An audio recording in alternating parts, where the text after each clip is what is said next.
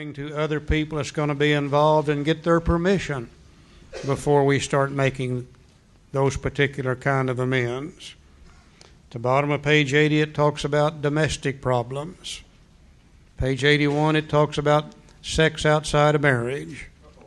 Everything that comes up in the way of making amends, we can usually find the answer for it here in the book.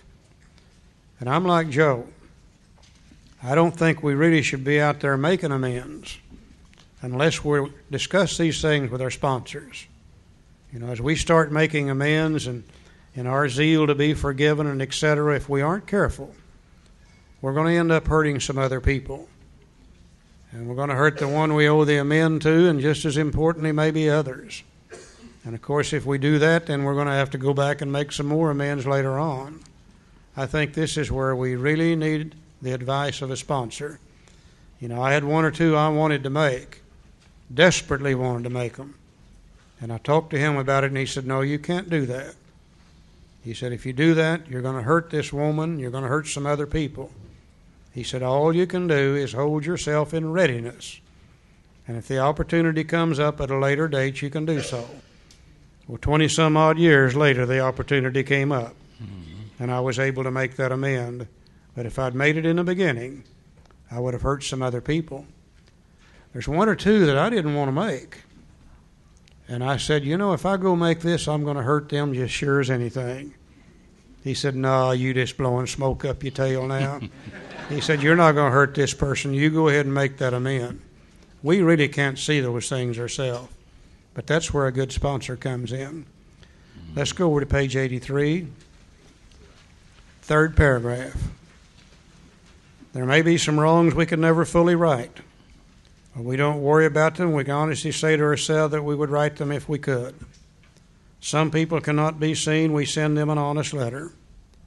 There may be a valid reason for postponement in some cases, but we don't delay if it can be avoided.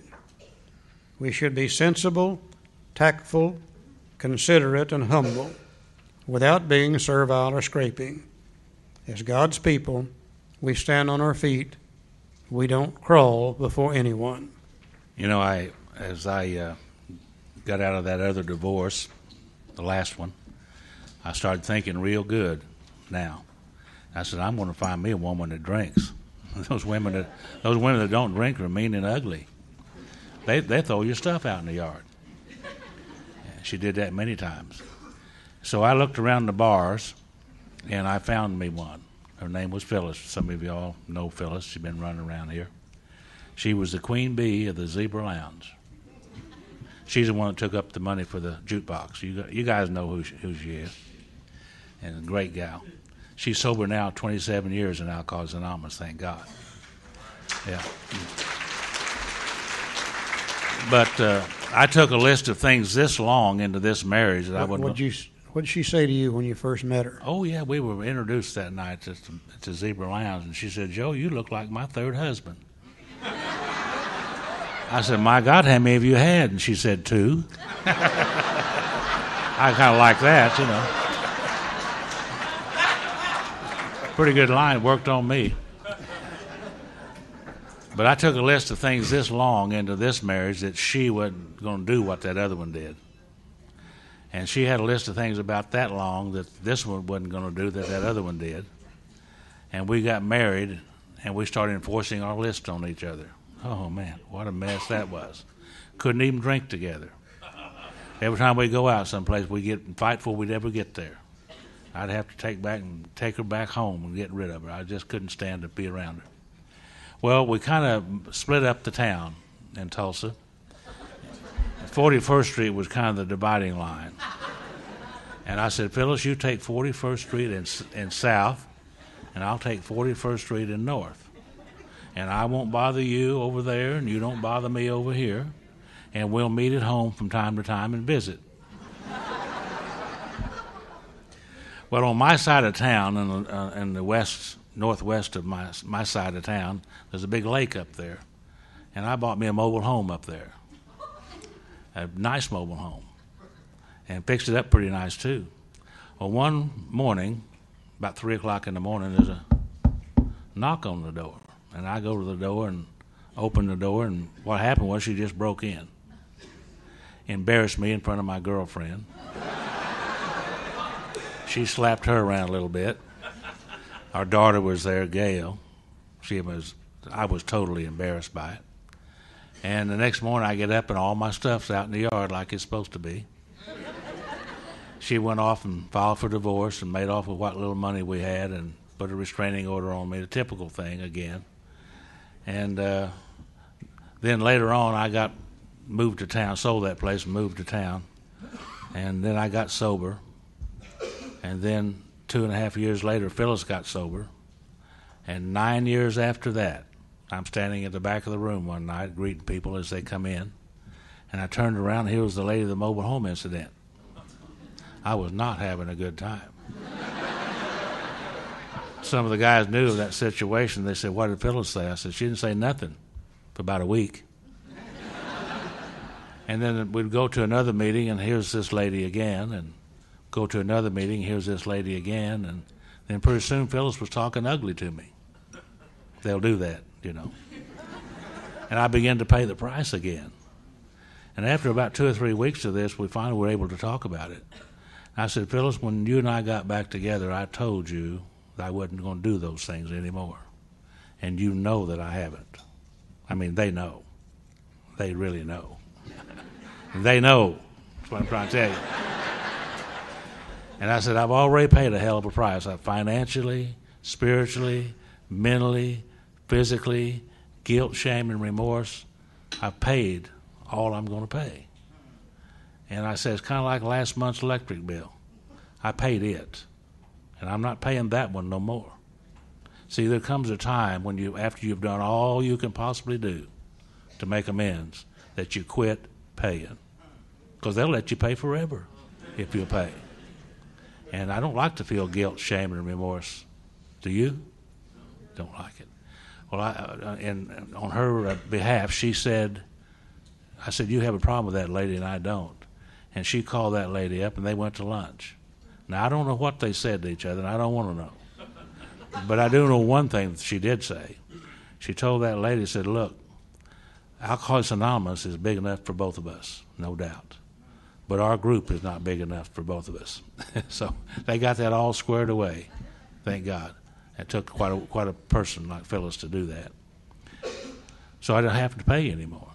My little daughter Gail, who was there, that, a book said a remorseful mumbling that we're sorry won't fill the bill at all. Mumbling off a few little words, "Honey, I'm sorry," that won't get it. It took a long time of living sober and doing the right thing and being there for her to make the amends. And I was there each time her 3 kids were born. I was there taking care of business like I was supposed to be. Some time here ago, she had a sister-in-law who died unexpectedly about her age. They lived up in here in Columbus, Ohio. She called me at home, and she said, "Papa," she'd tell me about it. She said, "Papa, this lady died and left 2 kids with her husband." And she said, "If something was to happen to her and Jim, would we take the kids?" And that's when I knew it was okay with us, you see. A remorseful mumbling won't fill the bill at all. Living sober and doing the right thing will, making the amends. It's all cleared away today, and we got a good relationship. Okay. We read in our book a place that says it's a design for living that really works. We've read in our book where we're spiritually sick, mentally sick, and physically sick. We know that we are considered to be tridimensional creatures. We know that we all have to live with the Spirit and with ourselves and with our fellow man. If God dwells in each of us, then we have to live with God whether we like it or not. The only question is, do we live with God in harmony or disharmony? And I don't know any group of people in the world that got in more disharmony with God than we alcoholics have. We've all got a mind. Sometimes we act like we don't, but we do. And we have to live with our mind, whether we like it or not, is beside the point. The question is, do we live there in harmony or disharmony? I don't know of any group of people in the world that got in more disharmony in their minds than we alcoholics have.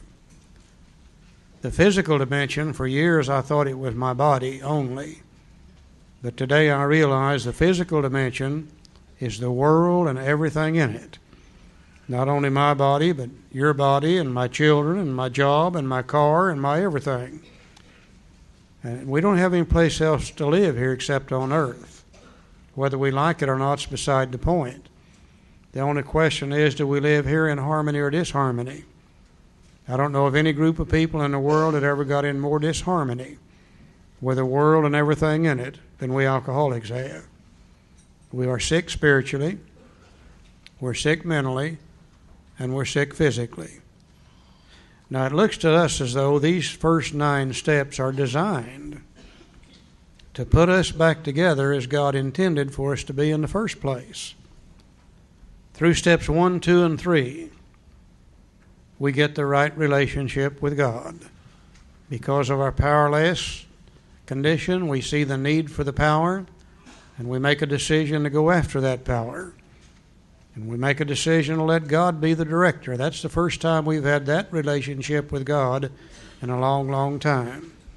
So we straighten out spiritually in 1, 2, and 3. That removes just enough self-will to let us begin to look in our own minds and see what our problems really are. And through 4, 5, 6, and 7, we find those things and we begin to change them. And we begin to straighten out mentally in our own heads. That removes enough self-will to allow us to look at the things we've done to our fellow man. And through steps 8 and 9, we get straightened out in the physical dimension. Now, if you're right with God in 1, 2, and 3, and if you're right with yourself in 4, 5, 6, and 7, and you're right with your fellow man at 8 and 9, you're probably going to feel pretty good. And I don't think it's by accident that the very next thing in the big book Alcoholics Anonymous happened to be the promises. Let's go to page 83. Let's take a look for a few minutes here at the promises. It says if we're painstaking about this phase of our development. Which phase of our development? Well, the amends phase. We'll be amazed before we're halfway through. We're going to know a new freedom and a new happiness. We will not regret the past nor wish to shut the door on it. We will comprehend the word serenity and we will know peace. No matter how far down the scale we've gone, we'll see how our experience can benefit others. That feeling of uselessness and self-pity will disappear. We will lose interest in selfish things and gain interest in our fellows. Self-seeking will slip away. Our whole attitude and outlook upon life will change. Fear of people and of economic insecurity will leave us. We will intuitively know how to handle situations which used to baffle us. We will suddenly realize that God is doing for us what we could not do for ourselves. Are these extravagant promises? We think not. They are being fulfilled among us, sometimes quickly, spiritual experience, sometimes slowly, spiritual awakening. But they will always materialize if we work for them. You know, I come to Alcoholics Anonymous, I was restless, irritable, discontented, full of guilt, shame, and remorse, self-pity, anger, all the negative things, and I was a very, very sick man. I worked the first 9 steps of this program and got lots of these promises happened in my life. Today I understand, by looking at these promises, they're a good example and good description of being born again. I am not what I used to be. I have been born again, not in my body, but in my mind. The ideas, emotions, and attitudes which I had when I arrived are suddenly cast to one side, and a whole new set of emotions and ideas and attitudes dominate me, which is these promises that we have. And these promises don't happen in my body. They happen in my mind. And if you're experiencing those in your mind, then you're different. You've been reborn. I'm going to read them again. And I read them for 2 reasons. Number 1, I love the way I read them. But the real reason I want to read them again is I'm going to add some words to them. And the words I'm going to add to them will be referring to a time when I was young. I could drink alcohol. Alcohol was my friend. I could be Fred Astaire on the dance floor with it, and the world's greatest lover in the back seat of a 36 Chevrolet before alcohol turned against me. This is the way alcohol used to make me feel. Whenever I took a drink of alcohol, I knew a new freedom and a new happiness. Whenever I took a drink of alcohol, I did not regret the past nor wish to shut the door on it. Whenever I took a drink of alcohol, I would comprehend the word serenity and I would know peace. Whenever I took a drink of alcohol, no matter how far down the scale I'd gone, I could see how my experience would benefit others. Whenever I took a drink of alcohol, that feeling of uselessness and self-pity would disappear. Whenever I took a drink of alcohol, I would lose interest in selfish things and gain interest in my fellows. Whenever I took a drink of alcohol, self-seeking would slip away. Whenever I took a drink of alcohol, my whole attitude and outlook upon life would change. Whenever I took a drink of alcohol, fear of people and of economic insecurity would leave me. Whenever I took a drink of alcohol, I would intuitively know how to handle situations which used to baffle me. Whenever I took a drink of alcohol, I would suddenly realize that alcohol was doing for me what I could not do for myself. Now think about that for a minute. My God, no wonder I love to drink. When you find something that will do this for you, it was the greatest thing in the world for me. And alcohol was my friend for many, many years. And it allowed me to do all these things, and it allowed me to have all these things, and I enjoyed it, and I loved it, and I drank it for a long, long time. But one day, alcohol began to turn against me. And all the things that I was afraid to have that would happen in my life now began to happen because of the alcohol itself. And I became a very, very confused individual. And not knowing I was alcoholic, and not knowing I would never be able to recapture these things through alcohol, I spent the last 5 or 6 years of my drinking desperately trying to recapture these things. And I damn near died from alcoholism. It almost destroyed me. And I came to AA, and you handed me a book. In that book, I found a little program of action. And I applied the first 9 steps in my life to the best of my ability. And one day I woke up with these promises in my mind. And I suddenly realized, hey, these first 9 steps are giving me the same good things that alcohol used to give me when alcohol was my friend. That's why I don't drink today. If I hadn't have found it here, I'd still be looking for it, or I'd be dead somewhere. But you see, the reason I don't drink is I don't need to drink. I get all the good things that alcohol did for me from the first 9 steps, and I don't have to drink in order to get it. Isn't that something? Mm-hmm. And with that came another sudden realization that so far, the first 9 steps have never turned against me as alcohol did. I've never been placed in jail because of the first 9 steps. Never been drugged through a divorce court because of the first 9 steps. Nobody's ever beat the hell out of me over the first 9 steps. Mm-hmm. I've had 1 or 2 threaten to, but none of them have ever really done it. So that's the miracle of Alcoholics Anonymous. That's the miracle of Alcoholics Anonymous. That's why people like us don't have to drink anymore. Now, if you came here restless, irritable, and discontented, you came here filled with shame, fear, guilt, and remorse, you came here as a very selfish, self-seeking, frightened, inconsiderate human being. And if you've gone from that condition of the mind to the condition described here in these promises, then surely you've undergone a radical change in personality. Surely we've undergone a spiritual experience if we've received these promises, a change in personality sufficient to recover from alcoholism. Now, if that's true, then what's the purpose of the last 3 steps? And a lot of people will tell us the last 3 steps are maintenance steps. And I'll agree that they're going to help us stay sober. But the term maintenance itself is a misnomer. There's no such thing as maintenance. Maintenance means to keep something as is. And another natural law applies that says nothing in our universe ever stays as is. Everything in our universe is in a constant state of change. It's either growing or it's dying. It's progressing or it's regressing. You look at a beautiful tree grow, and it grows and it grows, and every day it gets more beautiful until one day it quits growing. And the day it quits growing, it begins to die, and eventually reverts back to where it came from. The human body is one of the most miraculous things that God's ever made. And it grows and grows and grows till it gets to be about 19 years old. And then it quits growing. And the day it quits growing, it begins to die, and eventually it reverts back to where it came from. Everything is true in our universe, whether it be mental, whether it be physical, whether it be spiritual, whether it be whatever.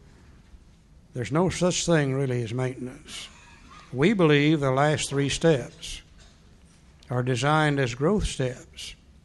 Twice in the big book, once in Bill's story, once in chapter 2, he talks about a 4th dimension of existence. You see, we've already undergone 3 of them. But he talks about a 4th dimension of existence that they never dreamed of. And we believe the last 3 steps are designed to move us into a dimension of living far, far beyond the normal 3 dimensions of living.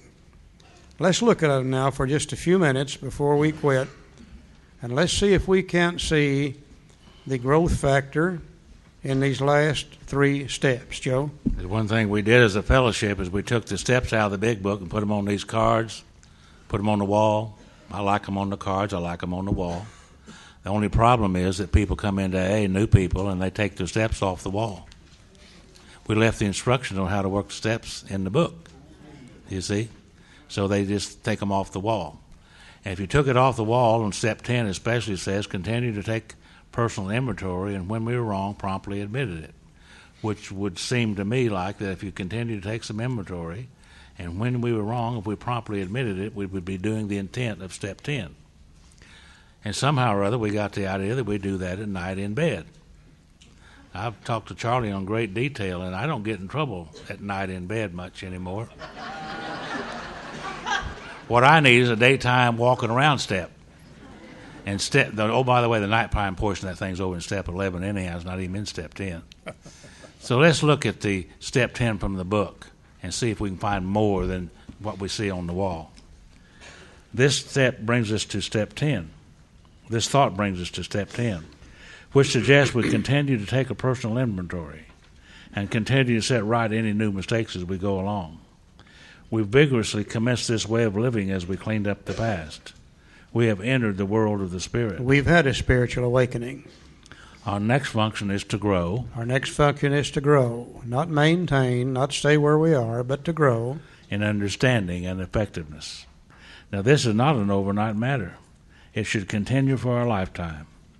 Continue to watch for selfishness, dishonesty, resentment, and fear. What step did we use to look at that in the first place? Anybody remember? 4. Step 4, okay. And when these crop up, we ask God at once to remove them. What steps did we use there? 6 and 6 7. and 7, wasn't it? Yeah. We discuss them with someone immediately. And what step was that? 5. And make amends quickly if we've harmed anyone. And what steps did we use there? 8 and 9, okay. Then we resolutely turn our thoughts to someone we can help. Love and tolerance of others is our code. It looks to me like if we would do step 10 the way the big book says to do it, we'll be working steps 4, 5, 6, 7, 8, and 9 every day for the rest of our lives. I would defy anybody in this room to work step 4, 5, 6, 7, 8, and 9 on a daily basis for the rest of your life and stay the way you are. You absolutely cannot do that. I've got that inventory sheet up here in my head. It's just as plain as day. You've got it in yours too. I know you can see it. And what I have finally learned to do, if I get screwed up at 9 o'clock in the morning, if I wait till I go to bed at night to do something about that, by 10 o'clock I've cussed out 2 or 3 more people. By 11 o'clock, 2 or 3's cussed me out. By nighttime, I'm a basket case. I've wasted another day in anger, worry, resentment, fear, and etc. I have finally trained myself that if I get screwed up at 9 o'clock in the morning, is to get off in a corner by myself and say, okay, Charlie, who are you mad at? What did it do to you? What part of self is affected?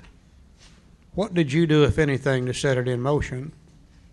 Which character defect has come back to the surface? I can't get upset with somebody unless one of those character defects have come back to the surface. And I can spot it just like that. And I can say, okay, God, you know I don't want to be this way. Please take this selfishness or this dishonesty or whatever it is. Please take this away from me and give me the courage to practice the opposite. I discuss it with someone as soon as I can, preferably my sponsor. Sometimes I can't, but I try to as soon as I can. And if I've hurt somebody in that little process, I make amends quickly when I've harmed somebody. 15, 20, 30 minutes, hell, it's all gone. And the rest of the day is okay. Because you see, as I do that, as I continue to watch for selfishness, dishonesty, resentment, and fear, I learn more about me. As I discuss these things with somebody else, I learn more about me. As I ask God to take these things away, they become less and less. As I make amends quickly, my relationship with the world and everybody in it becomes better and better and better and better. You can't do step 10 the way the big book says and stay the way you are. Eventually, we begin to get better spiritually. Our relationship with God becomes better. Our relationship with ourselves becomes better.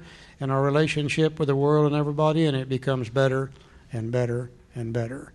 Moving into a new dimension of living. This thing really, really does work. And we have some more promises. It said, we'll cease fighting anything or anyone, even alcohol. For by this time, sanity will have returned. Remember what the problem was in step 1? We admitted we were powerless over alcohol, that our lives had become unmanageable. The solution was in step 2. Came to believe that a power greater than ourselves could restore us to sanity. Well, we get our sanity back on page 84. For by this time, sanity will have returned. Now that sanity's returned, let's look at our attitude toward alcohol. We will seldom be interested in liquor. If tempted, we recoil from it as from a hot flame. We react sanely and normally, and when we will find that this has happened automatically. We will see that our new attitude toward liquor has been given us without any thought or effort on our part. It just comes. That's the miracle of it. We're not fighting it, neither are we avoiding temptation. We feel as though we have been placed in a position of neutrality, safe and protected. We've not even sworn off. Instead, the problem has been removed. It does not exist for us. We're neither cocky nor are we afraid. That is our experience. That is how we react so long as we keep in fit spiritual condition. And before I come to Alcoholics Anonymous, from time to time I would quit drinking forever. And during the times I was quit drinking forever, sometimes I'd be thumbing through a magazine and I'd see a bottle of whiskey in there and my mouth would water. I had a real obsession to drink. Charlie said I slobbered a lot. Yeah, they slobber down in Oklahoma. I don't know what you do up here, but just by looking at a picture of it, my mouth would water. I wanted to drink desperately bad. And I know one thing, if I had to come in here and to not drink a day at a time like I know a lot of people do, I'm not big enough for that. I'm not strong enough for that. God had to remove the obsession to drink for me to stay sober, and I know that I know that. And I remember going through these steps and working through the steps, and one day I looked up and I said, well, what happened to that obsession to drink? It was just gone. That's the miracle of it. I didn't have to do anything other than work the steps. Remember back on page 45, it said the main object of this book, which enabled me to find a power greater than myself, which would solve my problem. Didn't say it would help me to solve my problem. I found the power, and the power will solve the problem. And I worked the first 9 steps, got the promises, and the power solved the problem.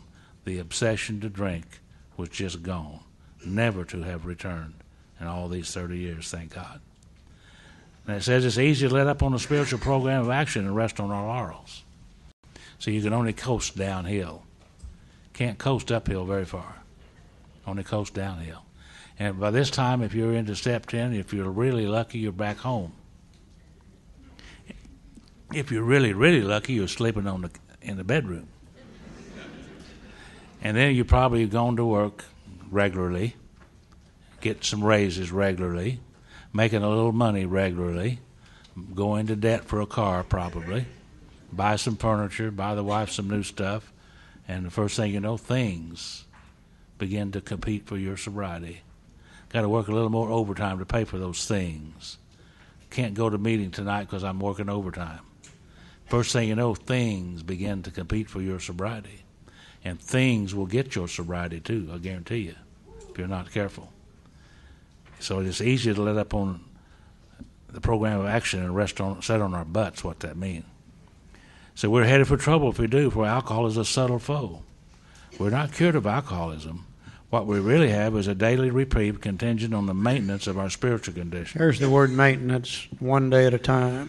Daily reprieve, period. Every day is a day when we must carry the vision of God's will into all of our activities. How can I best serve Thee? Thy will, not mine, be done. These are the thoughts which must go with us constantly. We can exercise our willpower along this line all we wish. It's the proper use of the will. We've been saying ever since Friday night the willpower of absolutely no avail.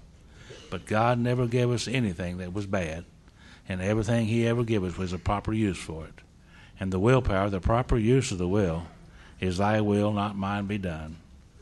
These thoughts which must go with us constantly. We can exercise our willpower along this line all we wish. It's the proper use of the will. So we get our sanity back on page 84.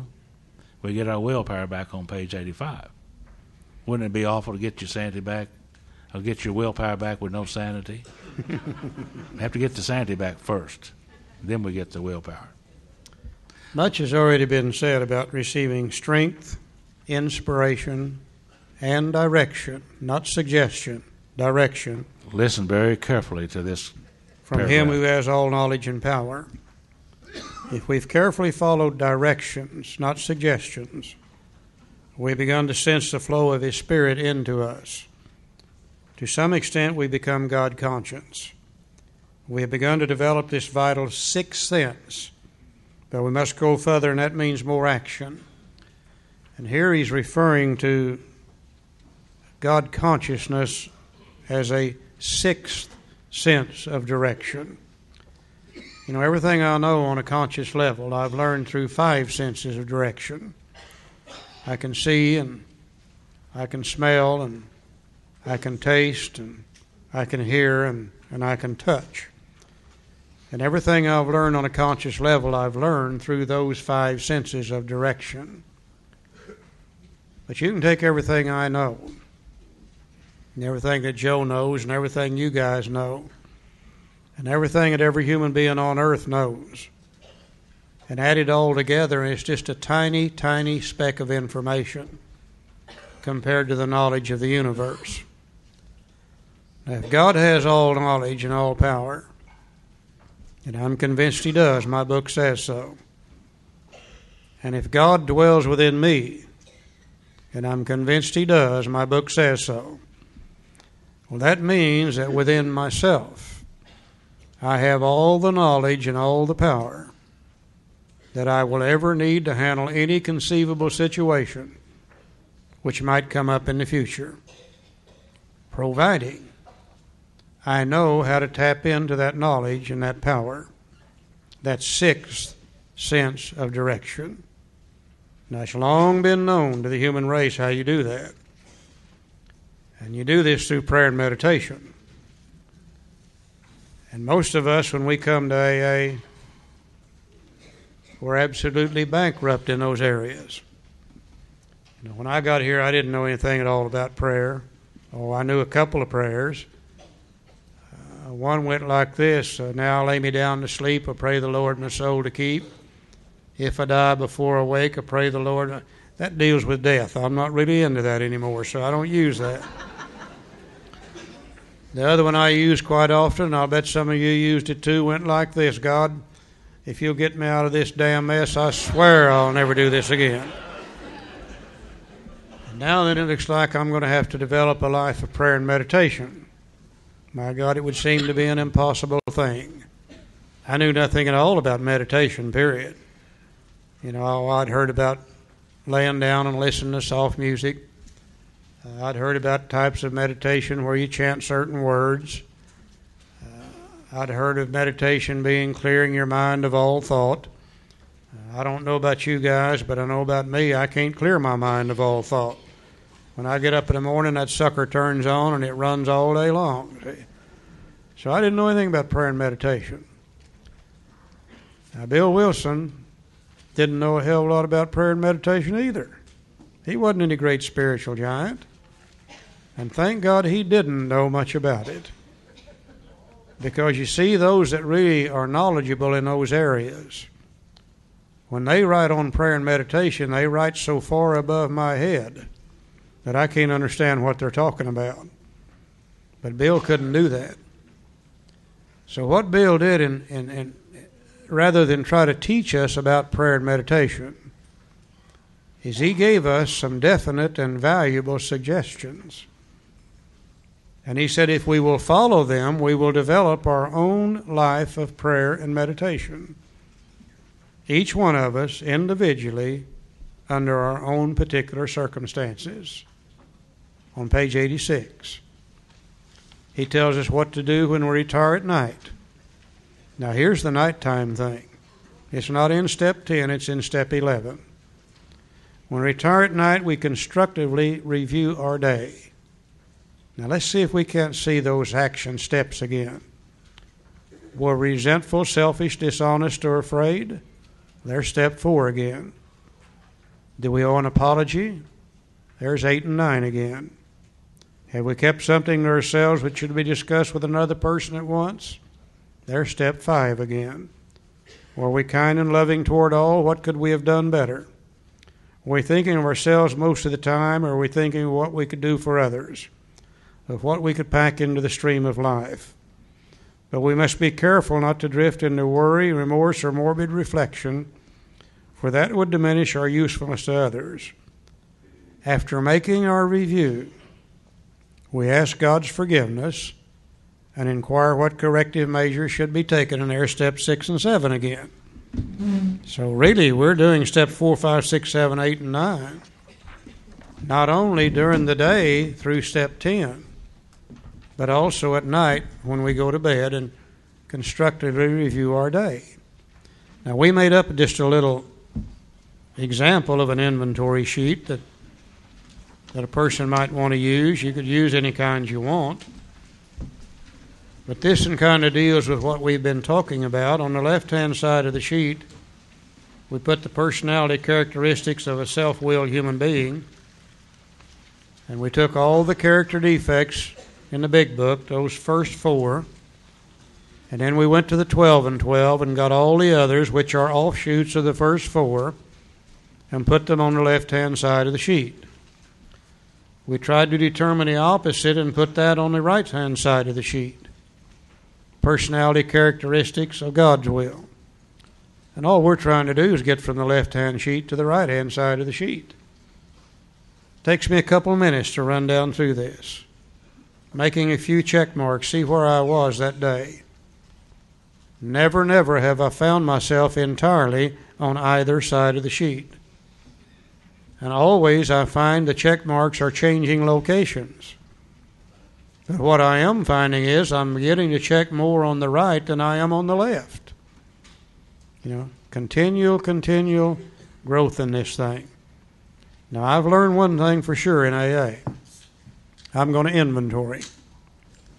I am going to inventory. Now, I can wait until I'm so fouled up that I'm almost drunk and start trying to dig myself out from under that mess with the possibility of getting drunk. Or I can take a few minutes and do it on a daily basis and keep myself in fit condition with less possibility of drinking. And I found that it takes less time and less energy to do it on a daily basis than it does to wait till I'm almost drunk before I do it. But one way or other, I'm going to inventory, or I'm going to end up drunk, as sure as anything. No ifs, ands, or buts about it. Joe? It only takes about 10 minutes a day. Still got 23 hours and 50 minutes to mess it up, you know. Don't take very long. But you know, communication is the beginning of all understanding, isn't it? For instance, Friday, most of you guys didn't know us, and we didn't know you. But we've been communicating back and forth during the breaks and at lunch and here and there. We know each other a whole lot better today than we did on Friday. Communication is the beginning of all understanding, talking and listening to each other. Now, if that would work for us, wouldn't that work with God? Talking and listening to God. Yeah. Prayer and meditation. Prayer is talking. Meditation is listening. Communication is the beginning of all understanding. On awakening, let us think about the 24 hours ahead. We consider our plans for the day. Before we begin, we ask God to direct our thinking, especially asking that it be divorced from self-pity, dishonest, or self-seeking motives. Under these conditions, we can employ our mental faculties with assurance. For after all, God gave us brains to use. Our thought life will be placed on a much higher plane when our thinking is cleared of wrong motives. And I always like to look at the words and the time element in these things. He said we should do this on awakening. I think awakening means as soon as we wake up. I don't think he means wait till you go to the bathroom. I don't think he means wait till after you've had breakfast. I don't think he means wait till you've dressed. I don't think he means, well, remember an hour or two later to do it. I think he says right now when we wake up in the morning. You know, we jump out of bed. Most of us go to the bathroom first. The guy told me he got on his treadmill first. Huh. I said, you got a better bladder than I do. I go to the bathroom first. We run into the kitchen, and we get a little coffee and a little food, and we feed the body. And we run back to the bathroom, and you ladies fix your faces, and we men fix our hair and stuff, taking care of the body. And we run to the closet, and we pick out the clothes for the day that's going to clothe the body. Spend lots of time on that. They got to be perfect and match just right. After we get the body clothed, we feed the cat or the dog if we got one.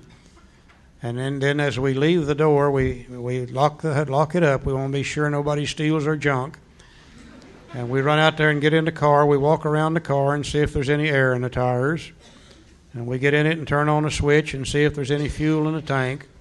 And we fire that baby up and we take off. We did all of those things to take care of the body. But what did we do about the mind? The mind's going to run the whole thing all day long. Did we take time to check the air in it? Did we check time to see what the fuel level was? Did we take time to feed it a little bit? On awakening, let's think about the 24 hours a day. Let's make our conscious contact with God right there before we ever get out of bed in the morning. And we get a promise for that. You know, our thought life will be placed on a much higher plane if we do that, when our thinking is cleared of wrong motives. He tells me what to do when I face indecision. In thinking about our day, we may face indecision, may not be able to determine which course to take. Here we ask God for inspiration, intuitive thought, or a decision. We relax or take it easy. We don't struggle. We're often surprised how the right answer has come after we've tried this for a while. This is meditation.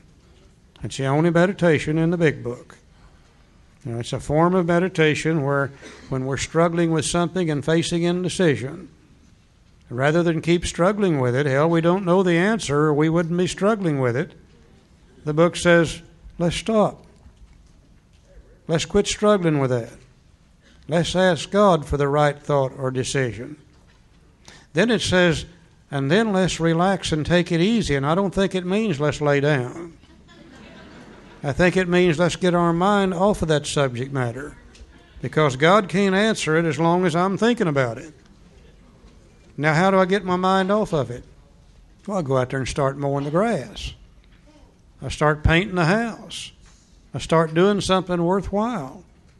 And after a while, my mind goes back to that thought, and I'm amazed at the information that's there sometimes.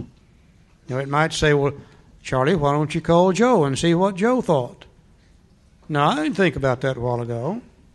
And I called Joe, and by golly, Joe's got the answer. And I used to say, wasn't it lucky I thought about calling old Joe? This is a form of meditation for busy people. We don't have time to lay down and listen to soft music. Mm-hmm. We don't have time for all that chanting and stuff, but we can do this. And what it has taught me is to listen to people. Because you see, God don't speak to me very often personally. He usually speaks to me through other people. And I'm amazed where these answers come from. Sometimes I'm standing in a supermarket checkout line, and there's two little ladies standing there talking, and damn if they're not talking about what I was arguing about and fighting with over here yesterday. They got the answer for me. Used to, I never listened to people. I was so busy thinking about what I'm going to say just as soon as you shut up, I never could hear what you had to say. But today, I try to listen to everybody. And it's amazing where this information comes from. This is a form of meditation. Now then, he tells us how to pray in that first full paragraph on page 87. We're going to be through here in a little while. We're speeding it up. If you do this for a while, you'll teach yourself. You'll teach yourself about prayer and meditation. He said, what used to be a hunch or an occasional inspiration gradually becomes a working part of the mind. You teach yourself. Being still inexperienced and having just made conscious contact with God is not probable that we're going to be inspired at all times. We might pay for this presumption in all sorts of absurd actions and ideas. Nevertheless, we find that our thinking will, as time passes, be more and more on the plane of an inspiration. We come to rely on it. I was riding down the road one day, and my radio got on another station. I don't know how that happened, but it did. And they were playing a song called In the Garden. I've heard that all my life, and I never did know what it meant. But that morning it was plain to me. In the Garden is a song about prayer and meditation, isn't it? And I didn't know that. But I did that morning, see? And it says we usually conclude the period of meditation with a prayer, that we be shown all through the day what our next step is to be, that we be given whatever we need to take care of such problems. We ask especially for freedom from self-will, and careful to make no requests for ourselves only. We may ask for ourselves, however, if others will be helped. We are careful never to pray for our own selfish ends. Many of us have wasted a lot of time doing that. It doesn't work. You can easily see why. As I told you yesterday, I used to pray, God, get my wife back. God, keep me sober. God, help me make more money. Get me a new car. Get me a raise. Do those things for me. You got like an errand boy. And if there's anything that I forgot to ask you for, well, please give me that also. Very, very selfish prayer. You can see why that don't work. Praying only for the knowledge of His work for me and the power to carry that out. That's all I ever pray for. Praying only for the knowledge of His for me and the power to carry that out. That's all. They came to me and they said, pray only for knowledge of His will and the power to carry that out. I said, well, how in the hell is He going to know what I want? And they said, He's not interested in what you want. He's interested in what you need. And they said, Charlie, you've been trying to get what you want all your life, and you've almost destroyed yourself. God knows more about what you need than you do. And that's turned out to be true in my life. If I'd made a list of the things that I wanted when I came to AA, if I'd said, God, if you'll give me these things, I'll never ask you for anything else, I would have cheated myself. He's given me so much more than I ever thought was possible. All I really need is knowledge of God's will for me and the power to carry that out. And things work just fine in my life, period. I'm not so much interested in what I want anymore as I am in what I need. Turns out I don't want nothing. If circumstances warrant, we ask our wives or friends to join us in morning meditation. If we belong to a religious denomination which requires a definite morning devotion, we attend to that also. If not members of religious bodies, we sometimes select and memorize a few set prayers which emphasize the principles we've been discussing. There are many helpful books also. Suggestions about these may be obtained from one's priest, minister, or rabbi. Be quick to see where religious people are right. Make use of what they offer. Now it tells us what to do as we go through the day. As we go through the day, we pause when agitated or doubtful and ask for the right thought or action. We constantly remind ourselves we are no longer running the show. Humbly saying to ourselves many times each day, "Thy will be done." We are then in much less danger of excitement, fear, anger, worry, self-pity, or foolish decisions. We become much more efficient. We do not tire so easily. We're not burning up energy foolishly as we did when we were trying to arrange life to suit ourselves. And now you have the shortest paragraph in the big book. It works. It really does. That's a paragraph in its entirety. We alcoholics are undisciplined. And I think that's one of the understatements of the year, too. So we let God discipline us in a simple way we've just outlined.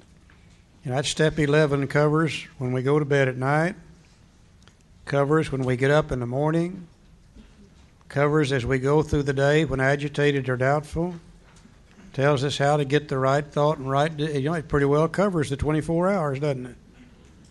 It really, really works for people like us. Now we're going to talk just a little bit about step 12, and then we're going to quit. Joe? Go ahead. Okay, step 12 is a definite multiple-part step, just like step 9 was.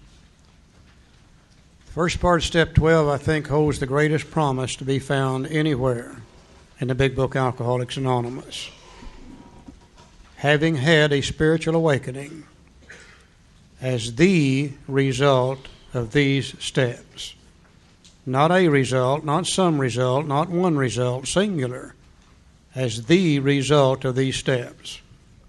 I think that's a promise to me, that if I will apply these first 11 steps in my life to the best of my ability, I'm guaranteed that I'm going to have a spiritual awakening. Now, what is a spiritual awakening? Well, it's a personality change sufficient to recover from alcoholism. And Bill tells us in the 12 and 12, there's many kinds of spiritual awakenings as there are people in AA. But they've all got certain things in common. And that is that we're able to feel, believe, and do things we could never do before on our own strength unaided. I feel things I've never felt before. I feel love, patience, tolerance, compassion, and goodwill toward my fellow man. Before AA, I could have cared less about you. Oh yeah, you could have some, but only after I extracted everything I wanted first. You always came second. I don't feel that way anymore. I believe things I've never believed before. I believe God is a kind and a loving God. I believe He stands ready to help any human being on earth the instant they're ready to give up on self-will and turn back to Him. I no longer believe that He's a punishing God, period. I think He's pure love. I think He's pure mercy. I can do things I never could do before. By golly, I can stay sober. I never could do that before. And because of that sobriety, I'm able to do things that I never dreamed that I would be able to do. Go places and see things and do things that I could only have dreamed about beforehand. So I've had some kind of spiritual awakening. But it's really true that you don't get something for nothing. You do have to pay back for what you receive. And those of us who have had a spiritual awakening, then we're charged with a responsibility. And the responsibility is to carry this message. Not the message, not a message, not some message, but this message to other alcoholics. And what is this message? Oh, it's a very simple message, you know. Hell, some of us get to thinking we're healers. We get to thinking we're marital and spiritual advisors.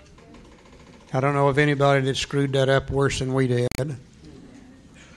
But there's one thing you and I know, and we know more about alcoholism than anybody alive.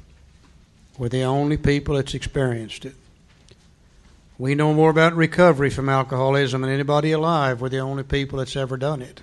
God has fit you and I with some very, very unique knowledge to help a very unique group of human beings. And He's given us the opportunity to literally divert death in thousands and thousands and thousands of people if we're willing to carry this message. And this message is very simple. Very, very simple. Nothing complicated about it. And it goes like this. If you're sober and you're not feeling good, and you've been thinking about doing a little drinking, or if you've been out there doing a little drinking and you're coming to us to try to find a way to stay sober, we know exactly where you're coming from, because that's where we came from too. And we got in this AA fellowship and we found a book called Alcoholics Anonymous. And we practiced with the help of a sponsor the first 11 steps to the best of our ability.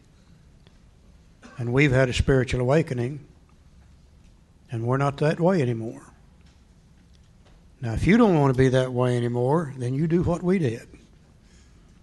And let us take you by the hand, and let us walk with you, and let us help you understand and apply these principles. And then you'll have your spiritual awakening. And then you can carry it to the next person as we have carried it to you. And that's the only message that AA's got. You know, we don't know anything else except that. But we are the experts at it. And as I look at the history of our fellowship, I've got to believe that God got tired of seeing people like us die back in the 1930s. I've got to believe that God took Dr. Silkworth, Dr. Jung, the Oxford groups, Bill Wilson, Dr. Bob, all the first 100, Roland Hazard and Abby Thatcher, and put this thing together so that you and I could have it today. God has always picked people to do His job for Him. And I'm convinced that He picked all of those people to do that. Now, all those people are dead today. They're all gone. Not a one of them left. And if He picked people to do it then surely He's still picking people to do it today. There's not an alcoholic in this room that ought to be here. Not a one of us ought to be here. We ought to be dead. And some of us 2, 3, 4, 5 times. And we said, my God, wasn't we lucky last night? No, luck didn't have anything to do with it. I think God picked you out. He let you suffer your alcoholism so that you would know what He wants you to know. And when He got ready to use you, He removed the obsession to drink. Now the only question is, what are we going to do with it? You know, they tell me that 97 out of 100 alcoholics are going to die, never even knowing they're alcoholic. 3% of us stumble into AA. And we know less than 1% of us, of those 3, are recovering from alcoholism. We're talking maybe, a recovery rate of about 1 out of 100. Yeah. Most alcoholics are going to die. So surely, God's got a job for us to do. And for me, that's exactly what God's will is for people like us. I don't have to struggle with His will. I know what it is. He's always said you got to do 2 things to be happy. He said, put no other gods before me. That means money, power, prestige, sex, idols, or anything else. And then He said, do what you can for your fellow man and you'll be happy. And we have the unique opportunity to be a benefit to our fellow man. The final thing I have to do, according to step 12, is I've got to try to practice these principles in all my affairs. And what are the principles? Well, I hear arguments about this all the time. A lot of people say the principle of 1 is this, and the principle of 2 is that, and no, I don't believe that. Bill had already used the word steps once in step 12. He didn't want to repeat himself, so instead of saying practice these steps and all, he said practice these principles in all our affairs. He uses many names to identify the steps. Steps and principles and proposals and various other different things.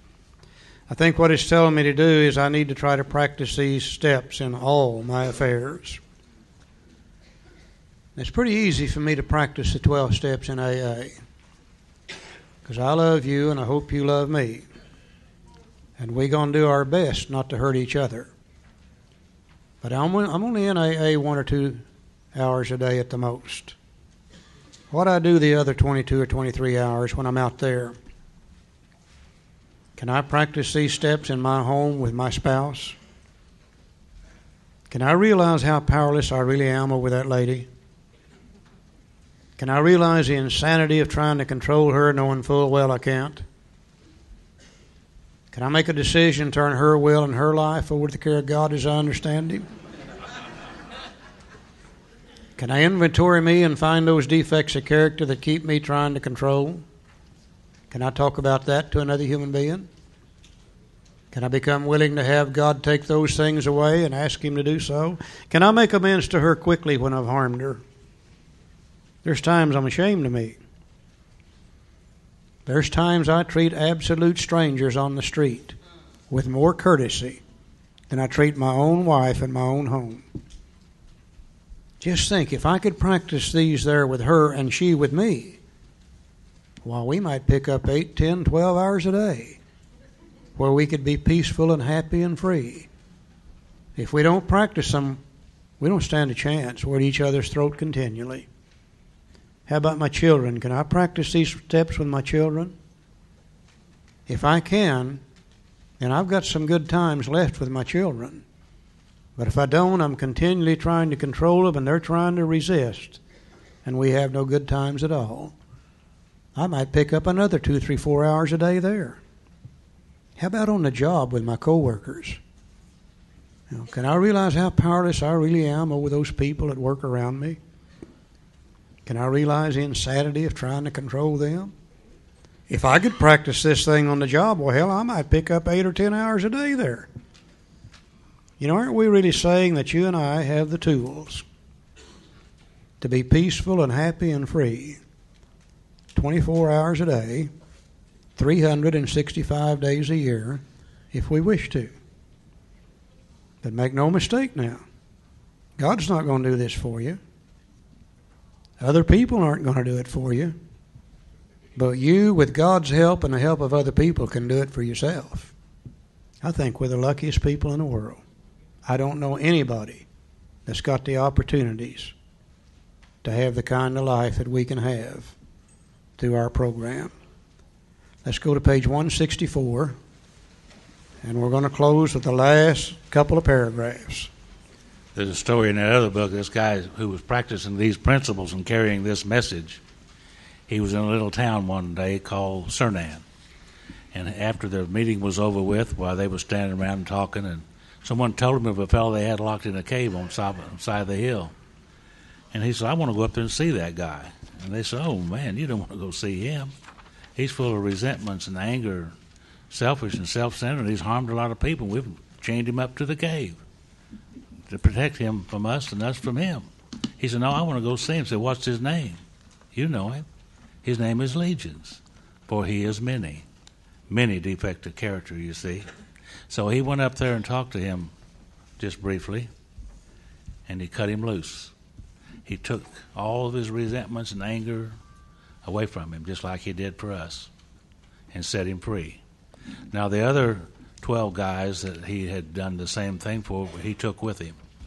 And old Legions wanted to go with him and said, can I go with you and do what you do? And he said, no, Legions. He wrote a step for us right here. He said, what I want you to do is to stay here and just tell people what happened to you. Bill Wilson calls it pass it on. Our book is meant to be suggestive only. We realize we know only a little. God will constantly disclose more to you and us. Ask him in your morning meditation what you can do each day for the man who's still sick. The answers will come if your own house is in order. But obviously you cannot transmit something you haven't got. See to it that your relationship with Him is right, and great events will come to pass for you and countless others. This is a great fact for us. Abandon yourself to God as you understand God. We did that in steps 1, 2, and 3. Admit your faults to Him and to your fellows. We did that in 4, 5, 6, and 7. Clear away the wreckage of your past. Did that in 8 and 9. Give freely what you find and join us. We will do that in 10, 11, and 12. And we shall be with you in the fellowship of the Spirit, and you will surely meet some of us as you trudge the road of happy destiny. May God bless you and keep you until then. Thank you all very for much. letting us be here.